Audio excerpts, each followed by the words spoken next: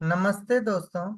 मेरा नाम संजय है और आज हम कक्षा 11 के रसायन विज्ञान का अध्याय नंबर 8 जो कि है कार्बनिक रसायन, कुछ आधारभूत सिद्धांत तथा तकनीकें, पार्ट 11 के विषय में पढ़ने वाले हैं। इस वीडियो में हम जो टॉपिक पढ़ने वाले हैं वो इस प्रकार है। कार्बनिक अभिक्रियाओं की क्रियाविधि में मूलभूत संकल्पनाएं। तो सबसे पहले हम कार्बनिक अभिक्रियाओं की क्रियाविधि में मूलभूत संकल्पनाओं को समझ लेते हैं। किसी कार्बनिक अभिक्रिया में कार्बनिक अणु, जो क्रियाधारक भी कहलाता है, किसी उचित अभिकर्मक से अभिक्रिया करके पहले एक या अधिक मध्यवर्ती और अंत में एक या अधिक उत्पाद का निर्माण करता है। एक सामान्य अभिक्रिया को इस रूप में प्रदर्शित किया जाता है। तो जो कार्बनिक अणु होता है, जिसे क्रियाधार भी कहते हैं, ये उचित आक्रमणकारी अभिकर्मक के साथ अभिक्रिया करके पहले एक या अधिक मध्यवर्ती, जिसे उप उत्पाद भी कहा जाता है, इसका निर्माण करता है और इसके उपरांत ही उत्पाद का निर्माण होता है। नए आबंध में कार्बन की आपूर्ति करने वाला अभिक्रियक क्रियाधार और दूसरा अभिक्रियक अभिकर्मक कहलाता है।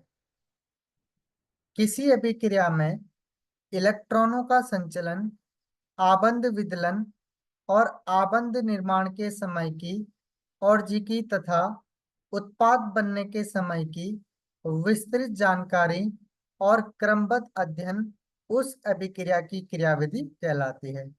तो किसी भी अभिक्रिया की क्रियाविधि में हम उस अभिक्रिया में इलेक्ट्रॉनों के संचलन को समझते हैं, आबंध विदलन, आबंध निर्माण तथा उत्पाद बनने की जो समय की विस्तृत और क्रमबद्ध उसमें जानकारी होती है। क्रियाविधि की सहायता से यौगिकों की क्रियाशीलता को समझने में तथा नवीन कार्बनिक यौगिकों के संश्लेषण की रूपरेखा तैयार करने में सहायता मिलती है।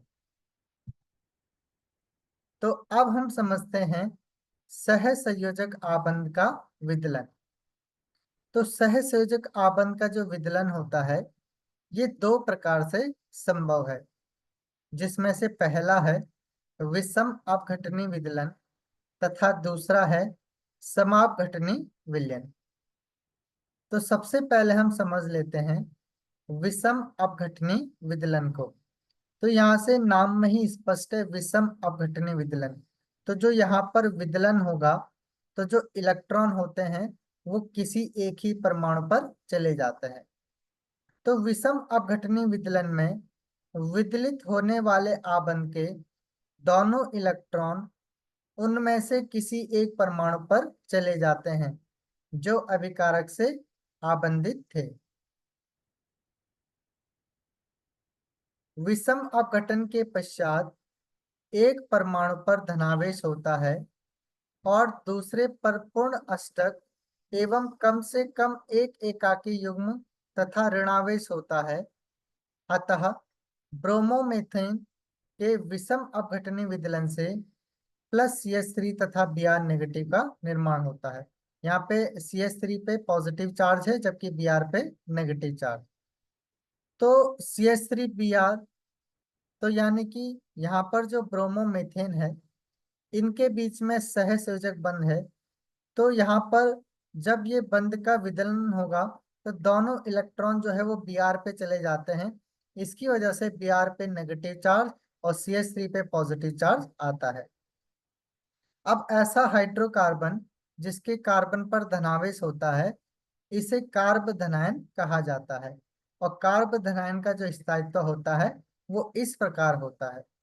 जो तृतीय कार्ब धनायन होता है वो सबसे अधिक यहाँ पर स्थायी है। उसके बाद द्वितीय कार्ब धनायन, फिर प्राथमिक कार्ब धनायन और फिर यहाँ पर जो है वो मैथिल कार्ब धनायन। तो इस तरीके से ये कार्बोधनायन का स्थायित्व का क्रम हमें यहाँ पर दिया है। कार्बोधनायनों की आकृति त्रिफलकीय समतल होती है, जिसमें धनावेशित कार्बन की संकरण अवस्था sp2 होती है। तो यहाँ पर जो कार्बोधनायन होगा वो sp2 संकरित कार्बन होता है और इनकी जो संरचना होती है वो त्रिफलकीय समतल्य होती है।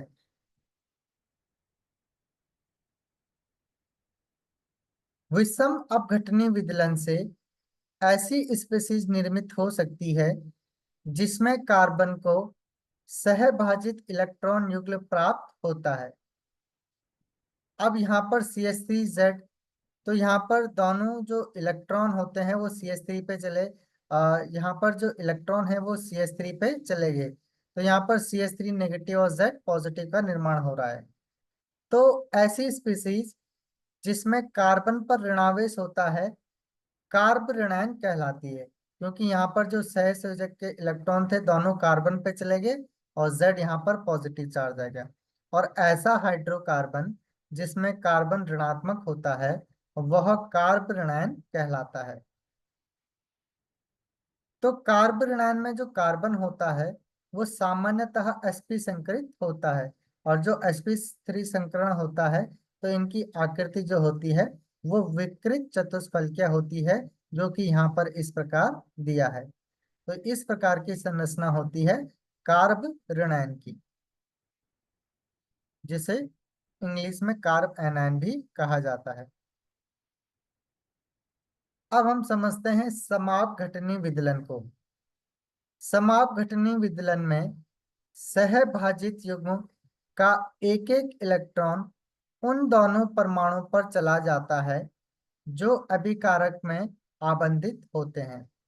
तो समापघटनीय विदलन में जो सहसंयोजक बंध होगा उसका एक एक इलेक्ट्रॉन यानी कि समान संख्या में इलेक्ट्रॉन जो होते हैं वो दोनों परमाणु पर चले जाते हैं। इस विदलन के फलस्वरूप उदासीन स्पीशीज बनती है जिन्हें मुक्त मूलक यानी फ्री रेडिकल कहते हैं। तो यहाँ पर दिया है Rx, तो यहाँ पर ताप एवं प्रकाश की उपस्थिति में एक इलेक्ट्रॉन X के पास और एक इलेक्ट्रॉन R के पास चले जाता है, जिसकी वजह से उदासीन स्पीशीज यहाँ पर मुक्त मूलक का निर्माण हो जाता है। एल्किल मुक्त मूलक प्राथमिक से द्वितीयक की ओर बढ़ने पर एल्किल मुक्त मूलक का स्थायित्व बढ़ने लगता है। तो जो एल्किल मुक्त मूलक होता है वो यहाँ पर तृतीयक जो होगा वो ज्यादा स्थायी होगा, उसके बाद द्वितीयक, फिर प्राथमिक और फिर मैथिल मुक्त मूलक। तो इस प्रकार से मुक्त मूलक का स्थायित्व का क्रम यहाँ पर दिया है।